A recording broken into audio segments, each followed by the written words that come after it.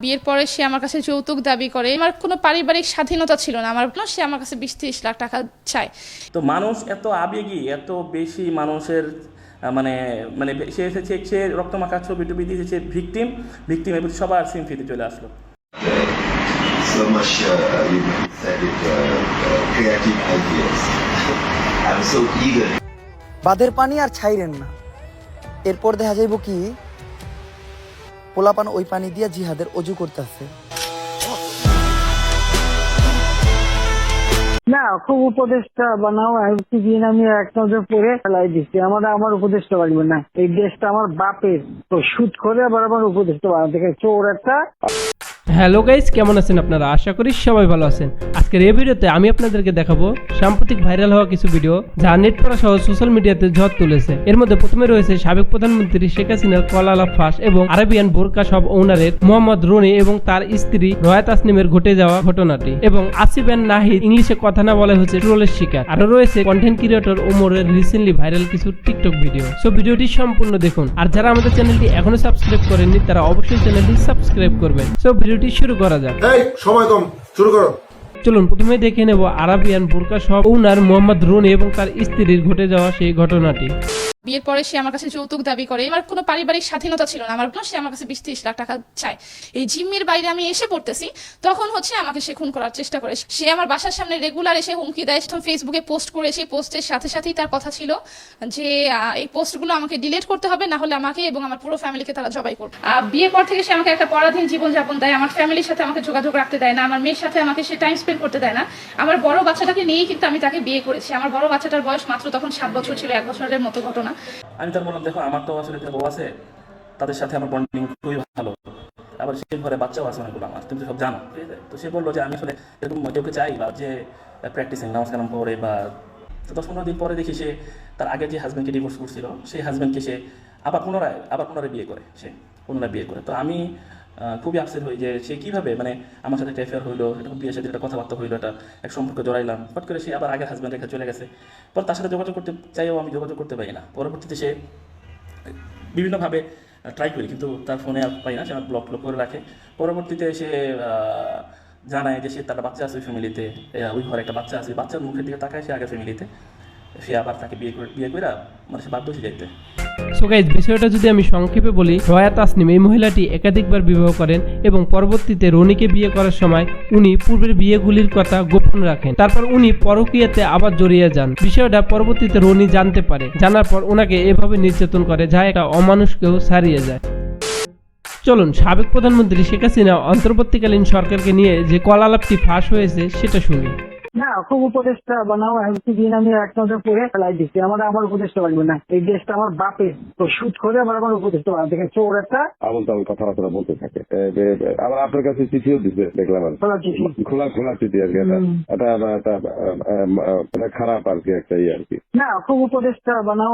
দিন আমি এক নজর পরে ফেলাই দিচ্ছি, আমার উপদেশটা বাড়বে না। এই দেশটা আমার বাপের, আমার বাপ স্বাধীন করে দিয়ে গেছে। আমি জানি এই দেশ আমি চিনি।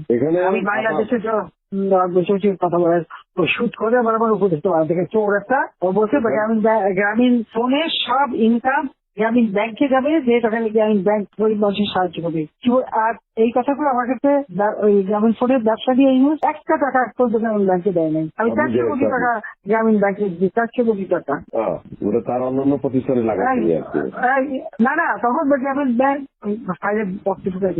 গ্রামীণ ব্যাংক তখন ওই শেষ হয়ে চলে যাচ্ছিল। ওর বদলতে গ্রামীণ ব্যাংক মাঠে বসে গেছিল।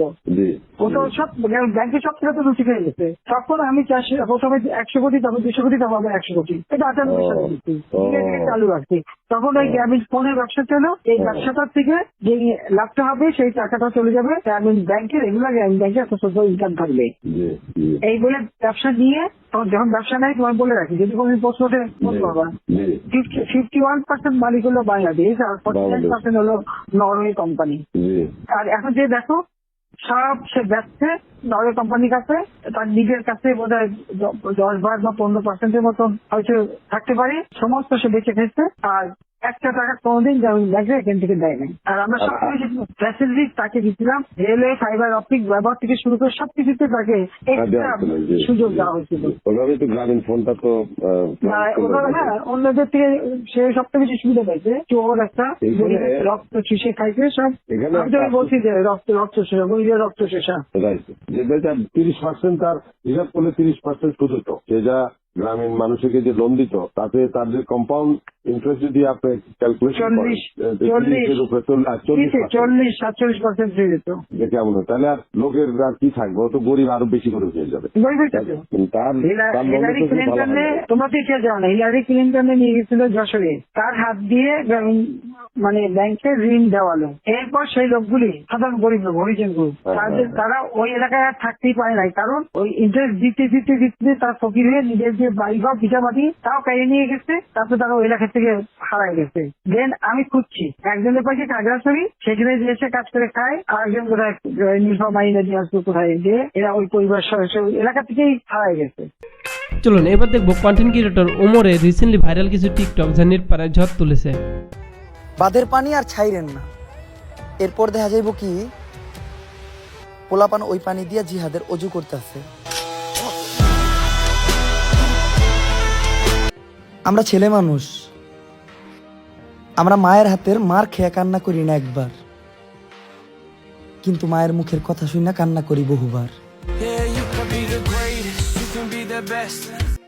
70 লক্ষ মানুষের জন্য 18 কোটি মানুষ দাঁড়ায় গেল। এটা কোনো দুর্যোগ না, এটা শান্তি।